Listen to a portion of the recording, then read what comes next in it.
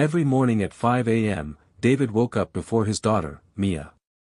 He quietly prepared her breakfast, packed her school bag, and got ready for work. David was a single father. After losing his wife, he had raised Mia all by himself. Life wasn't easy.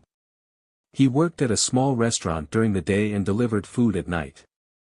He was always tired, but he never let Mia see his pain.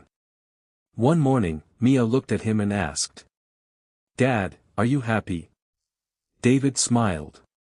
"Yes, sweetheart. I am." "Why?" "Because I have you." Mia hugged him tightly. One day, Mia came home with a school competition form. "Dad, I want to participate." David looked at the form. The competition required some expensive materials. He didn't have enough money.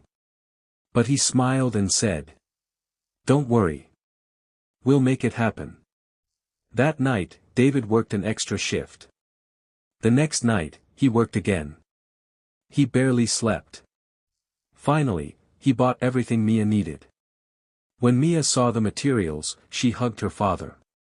"Thank you, Dad." David smiled. "Just promise me you'll never give up." "I promise." The day of the competition arrived. Mia stood on the stage, looking at the audience. Everyone had their parents there. But David was missing. Mia became nervous. Then the doors opened. David walked in wearing his restaurant uniform. His clothes were messy, and he looked exhausted. But he smiled at Mia. "I made it." Mia smiled through her tears. She gave her presentation. And she won first place. Afterward, she ran straight to her father. "You came." David hugged her. "I told you I would." Years passed. Mia became a successful doctor.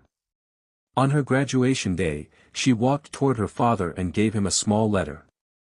David opened it. It said, "Dear Dad. You worked when you were tired. You smiled when you wanted to cry. You gave me everything when you had almost nothing. You taught me that love means never giving up.